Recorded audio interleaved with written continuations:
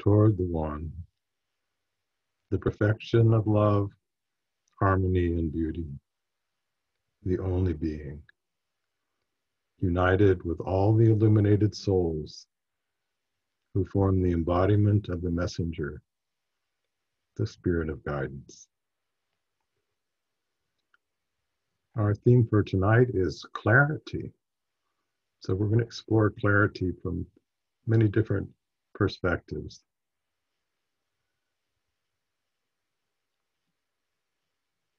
So the usual association we probably have for clarity is that things are clear, they are understandable.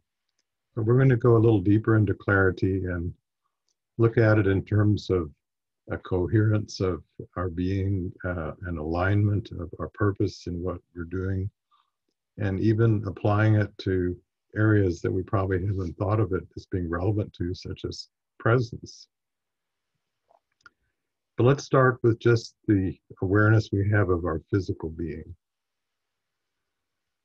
So what does it mean to have a clarity in our physical awareness of ourselves? So allow yourself now to just do a scan of your physical state at the present time, your energy in your body, places where there's tension or discomfort, places where things may seem to be out of balance.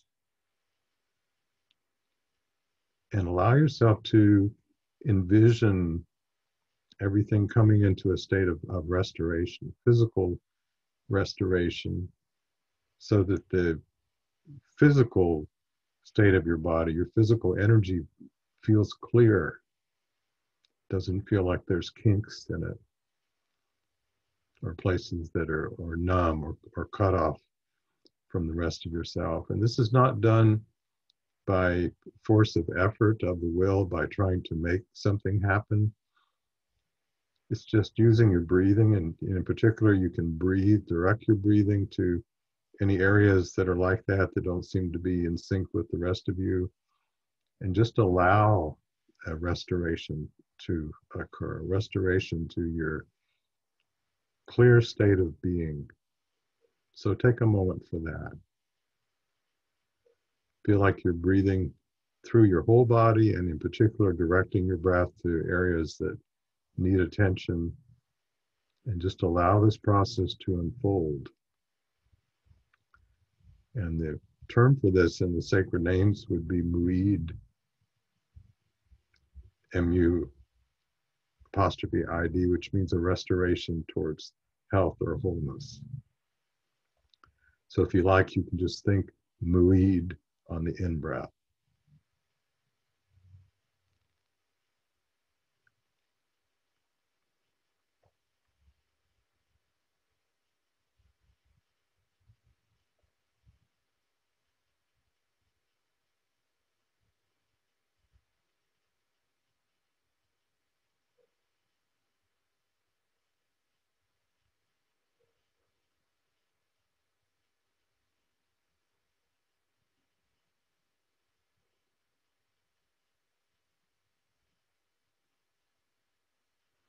And as you continue with this, you might feel more than just a restoration towards health. You might feel an increase in energy in your body, and you might feel an energy extending beyond your body. So a sense that the magnetic field around your body is expanding.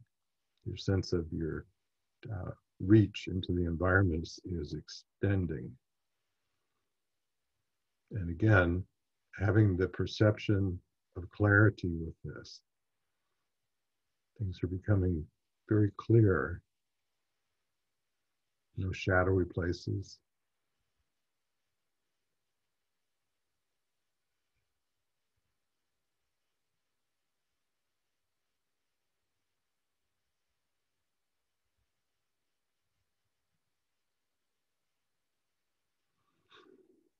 And now we can shift our attention into the mental realm, the realm of our thoughts, and to see if we can bring about a clarity to our thinking, which is even beyond the particular content of thoughts. It's not so much about that. It's just feeling really clear-headed. The mind is open and clear.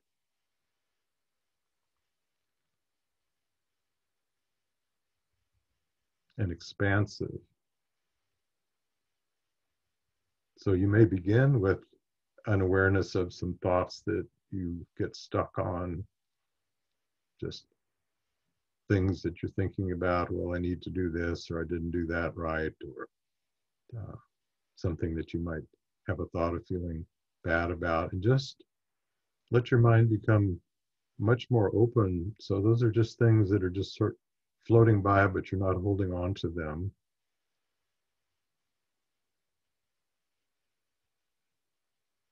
And you're allowing your mental realm to have a restoration to a state of clarity and harmony and balance.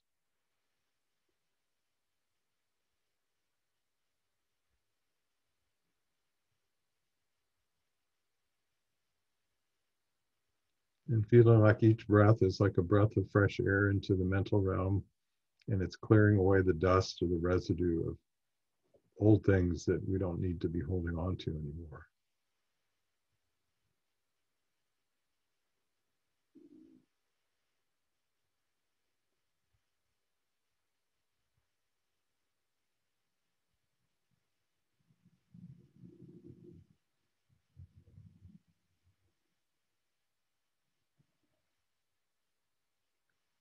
And as you continue with this, you might experience not only a clearing away of these old thoughts that you can release, but a feeling of light in your thoughts,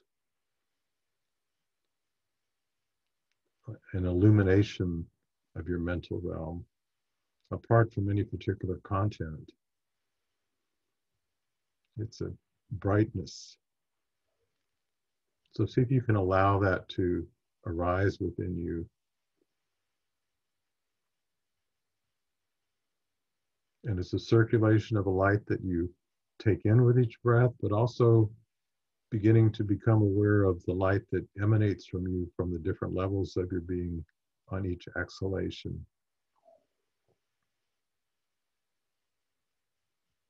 So we could think of the process of insight into a situation or a problem. And we even have sayings like, well, we cast light upon, shed light upon this problem. Feel like you are bringing light to what's around you, externally and internally. You're becoming more and more aware of yourself as being a being of light. And that light manifests in different ways through the different levels on which your being functions. Up to now, the physical and the mental.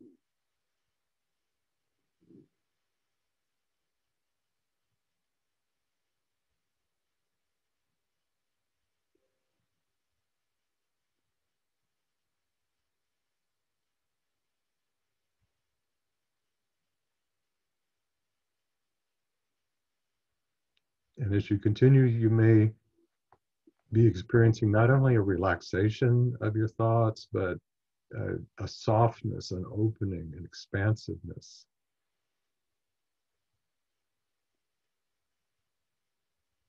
That this capacity extends far beyond the contents of your brain inside of your skull.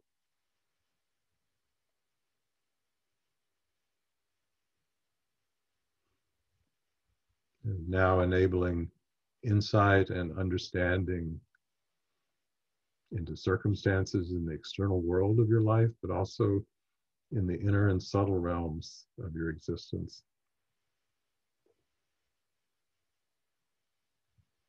Once again, using your breath to allow this to circulate, open and increase,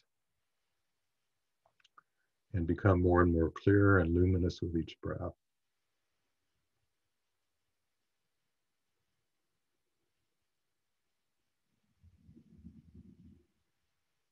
Beginning to become aware of the light that is emanated by everything that exists, and also the light that comes from you that is expressed towards everything you're experiencing, a light upon a light.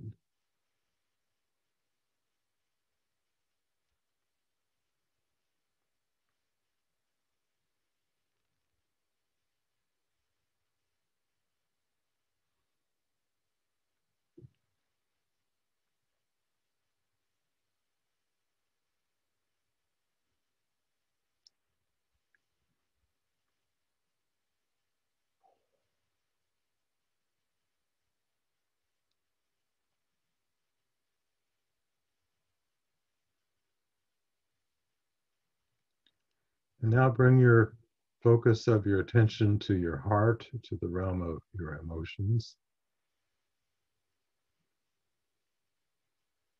directing your breath there.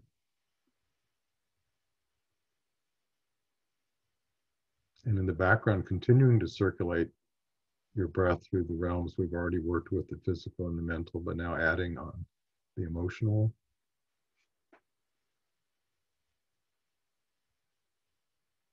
And starting by awareness of emotions that cause you to feel a constriction or a reaction or a blockage.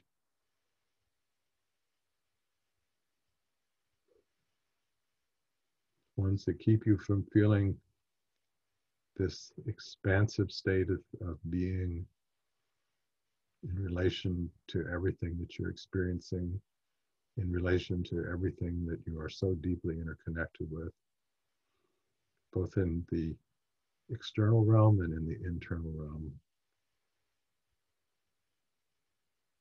So direct the breath into the heart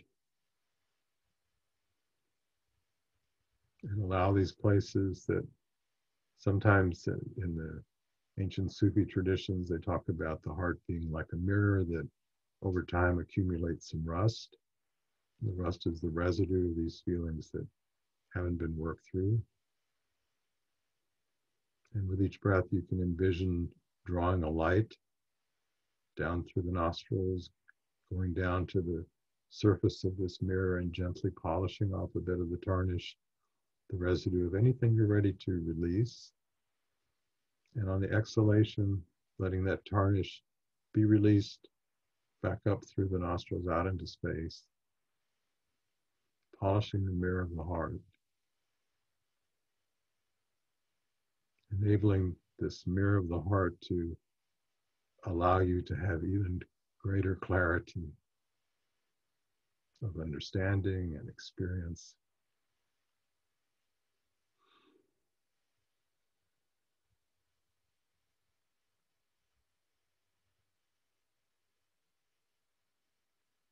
Once again, first a restoration to a state of balance, and beyond that, moving into a state of transformation, of even beyond the original imbalanced state, something more than the starting condition. So the heart begins to feel more and more vast.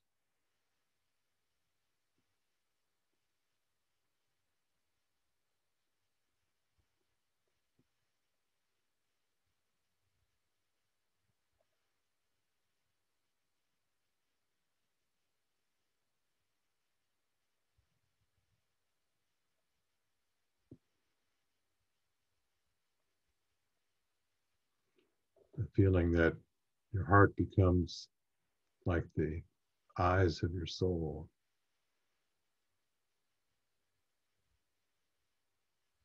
Or the eyes through which God sees, and eventually the becoming the divine glance that is cast outwards from the depths of your being. And yes, on the surface levels, reaching out from the light that's emitted from the cells of your body that increases the light of the aura surrounding your body. But on a deeper level, a subtle light that becomes a source of illumination to your own soul and becomes a source of light to whoever and whatever you are in contact with. You become as a beacon of light in the world,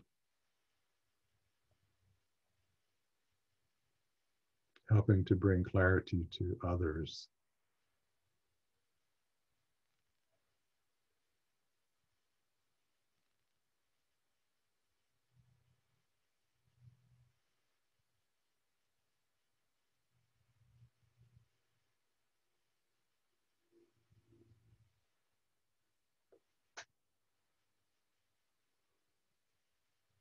So we could say so far we've worked with what we might consider the basic steps or elements in developing clarity throughout the different levels on which we exist.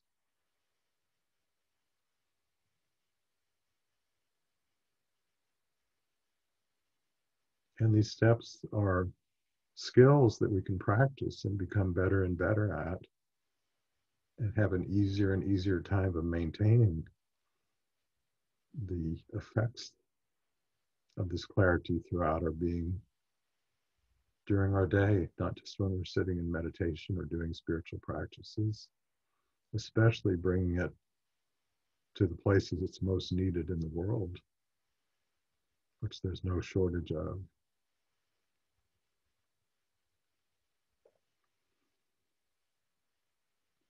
But now we can fine-tune this capacity even more and discover we can do even more with it. So let's move to the topic of presence. So initially, you probably think of presence as you're just being aware of what's there around you. Instead of your mind off thinking about other things, your attention is fully focused on whatever is around you, whether it's another person or a place in nature in the external world, or if it's in your inner life in meditation, being present to what's arising in your meditation, being present to the practice and the effects of the practice you're doing, whether it's working with the sacred names, the Wazaif, or forms of the Zikr, or other kinds of practices. And that's all wonderful. That's definitely an aspect of presence, but presence can be much more than just that. So let's explore what having clarity of presence might mean.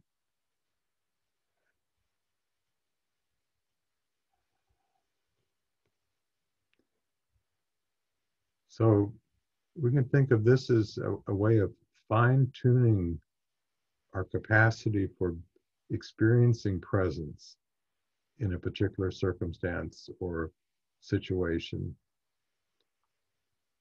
And English is kind of lacking the right kind of words for this, but I'll do the best I can. So the best I can think of is it's like directing a way of presence in a certain way. So let me have a little segue over here. Once again, we usually think of presence as just being present to something that already is. But that's just the most basic step of presence. I really feel that what presence really means is it's something that's not sitting there waiting for you to become aware of it. True presence is something that arises when you're in a deep interconnected relationship with what you're experiencing. It's an emergent property instead of a static condition. So if it's being present, let's say, to the divine, again, we would usually think of that as there's this wonderful property of divine energy and experience that when we can be present to it, we feel something descending into us of that. And that's true. That's a way of experiencing that, like a descent of spirit. But try it on for size. Imagine that divine presence, the way we experience it, does not exist until we're in that relationship that allows it to emerge.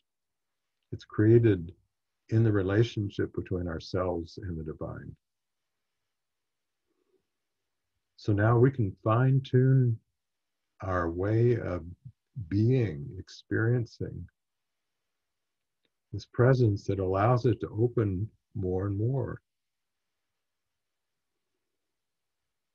So how do we do this? Well, it doesn't work if we think of ourselves sitting separated from what we're trying to experience, and then we're just trying to sort of grit our teeth and be determined, well, we're going to just really tune into this. That'll actually probably have the opposite effect. It's allowing ourselves a receptivity, an openness, setting forth an intention. Pure Light would say whenever we meditate, we should always start with an intention. It's kind of a launching forth place. But then release the hold on that attention, release the expectation or attachment as to how that intention should be fulfilled or is going to be fulfilled, and just allowing ourselves to discover what arises. So we can try a little exercise. You can choose a great being, a master, a saint, or a prophet that you feel a connection with. And imagine that you would like to allow yourself to experience the presence that arises as you tune into this being, and this being tunes into you, and what emerges from the light of each of your beings being cast onto the light of the other being, just back and forth and back and forth, only it's not like a ping pong ball, it's just all the parts affecting all the other parts at once. And now allow yourself to fine tune your awareness in the midst of that presence so it becomes clearer and clearer. It's like fine tuning the dial on a radio receiver, only you're tuning the perceptive organ of the heart.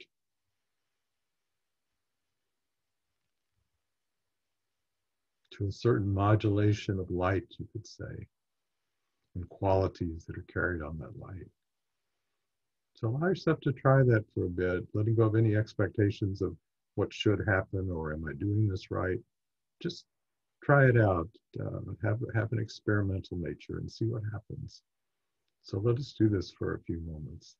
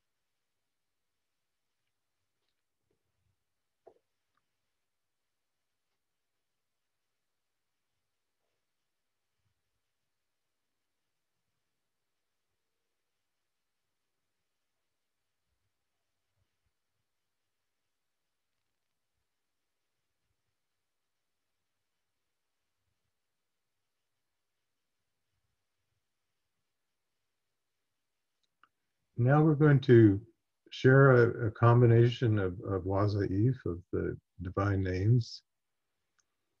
It's related to what I'm trying to convey.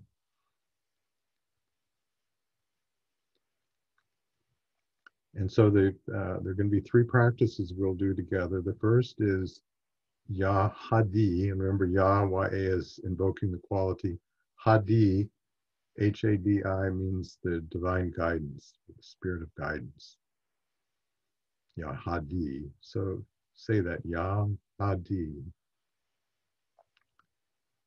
And the second is Ya Hani, G-H-A-N-I. Hani, a little guttural, slightly guttural Hani. And Hani means smoother of the way. There's a tradition that when the Sufis would be walking on a mountain path, they would clear away the stones to make the path smooth for others who might follow. So Yahani means here the smoothing out of your own path. In this case, it's the path that unfolds both in the external world, but here more so in the inner realms of experience of the levels on which you exist. So say that, Yahani.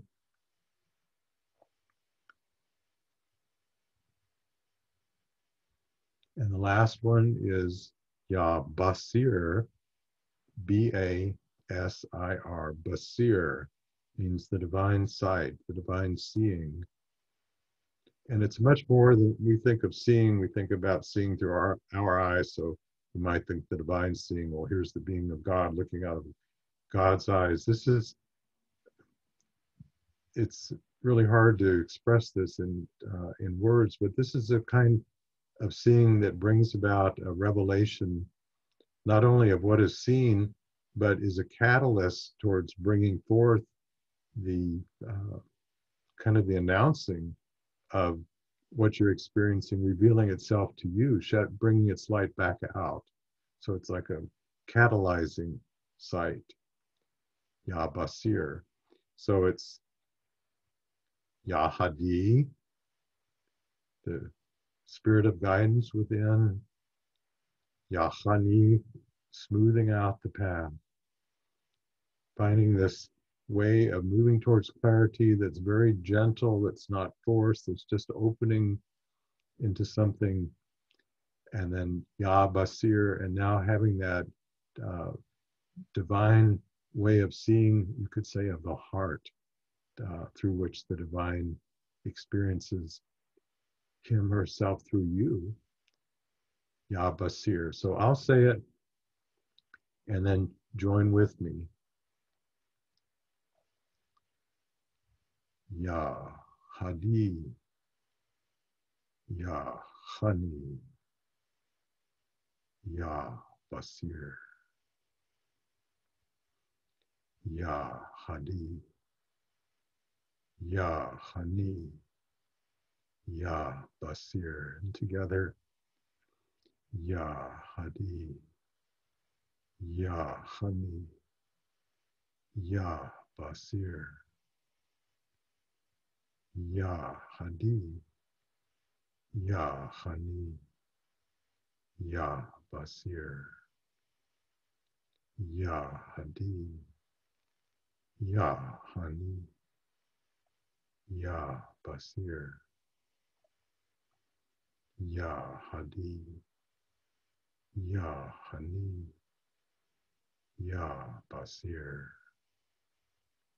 Ya Hadi, Ya Hani, Ya Basir. Ya Hadi, Ya Hani, Ya Basir. Ya Hadi, Ya Hani, Ya Basir. Ya Hadi, Ya Hani, Ya Basir. Once more. Ya Hadi, Ya Hani, Ya Basir. And then the fikr on the breath without the Ya. Think Hadi as you breathe in. Think Hani on the start of the out breath, and Basir on the conclusion of the out breath, and then start again, inhaling Hadi, Ani on the start of the exhalation, Basir on the rest of the exhalation at your own rate.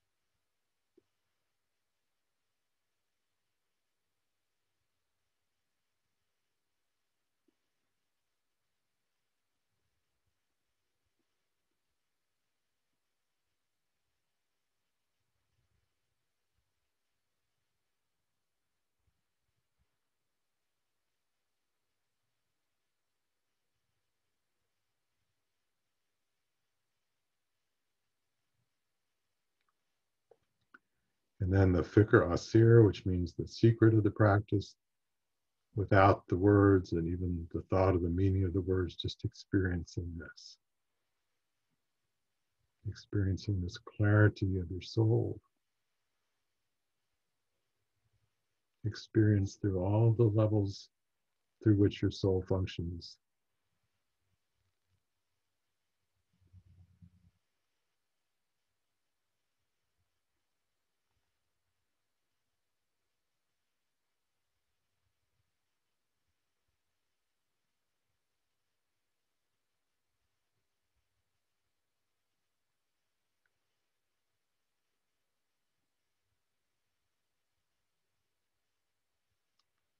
Amin. Now I'd like to read you a few passages from Hazrat Inayat Khan.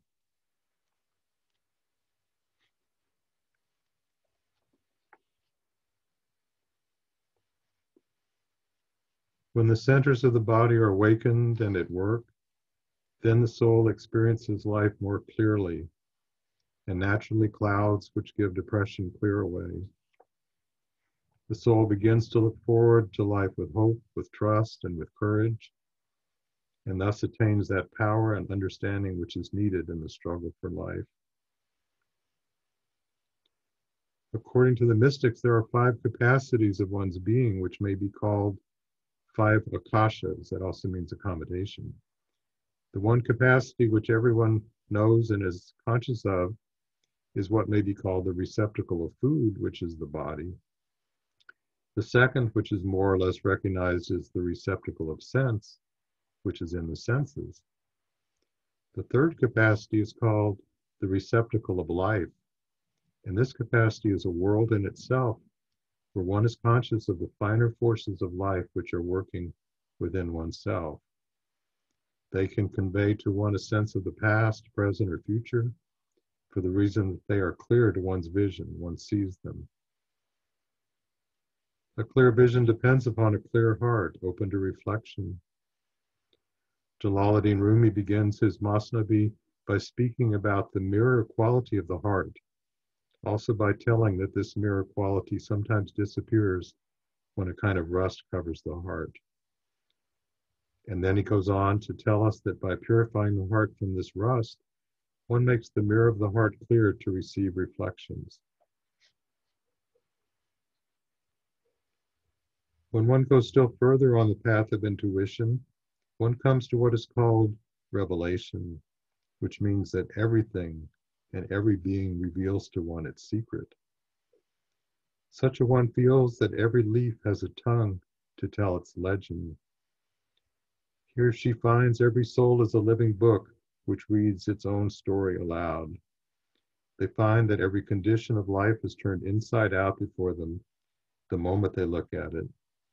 They feel that they are at home on earth and in heaven, and that both the here and the hereafter become manifest to their soul.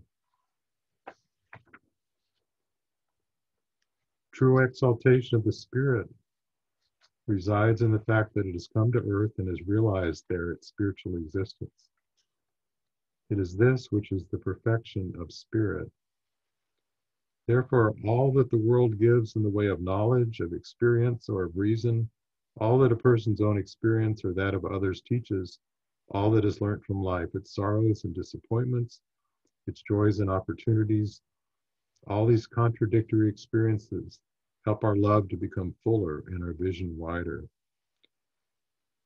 A person who has gone through all experiences and has held their spirit high and has not allowed it to be stained, such a one may be said to be pure-minded.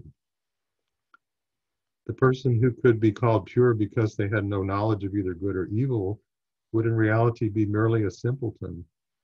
To go through all which takes away the original purity, and yet to rise above everything which seeks to overwhelm it and drag it down, that is spirituality. The light of the spirit held high and burning, clear and pure. It needs the effort of a whole lifetime, and the one who has not known it has not known life.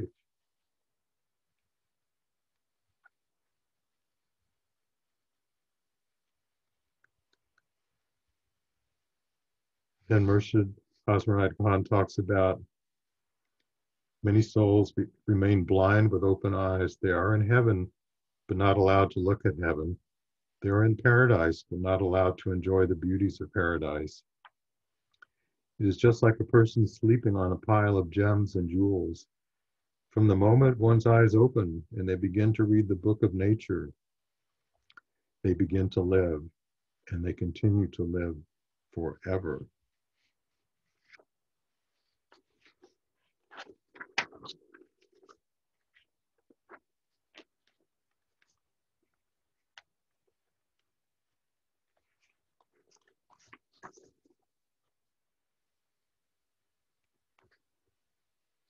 And then a little from Pir Vilayat.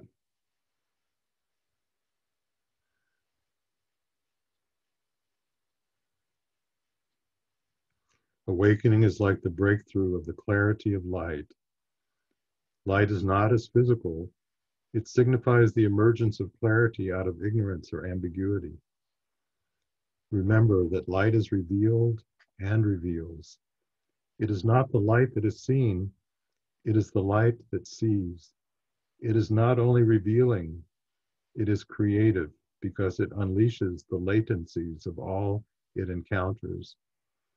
It is like an illusion that is dissipated by a light. Like a cloudy image, you think you see at dawn, and then as the light gets stronger, that image is dissipated by the clarity of the light that dawns upon it. So we talk about our path of Sufism as aiming to awakening divinity in our lives. We talk about our path as a path that leads towards illumination, the fulfillment of our life's purpose. And that illumination, that awakening is not solely something for our own benefit. We all start probably thinking of it that way, but we probably realize after a period of time it's the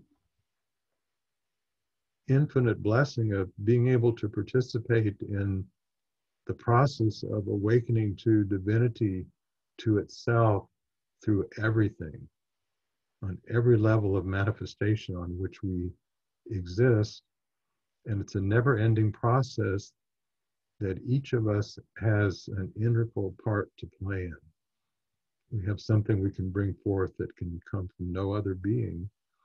And when we are able to come into a condition of clarity of being, then there's a coherence of the light that comes from us, the light that we receive, that we're capable of receiving, the transformation that takes place both in ourselves and in everything that we are experiencing.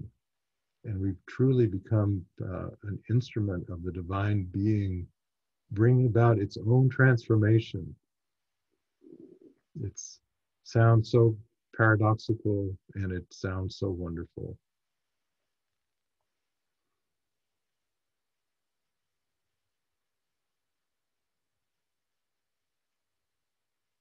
So may the message of God reach far and wide, illuminating and making the whole of humanity as one single family in the parenthood of God. Amen.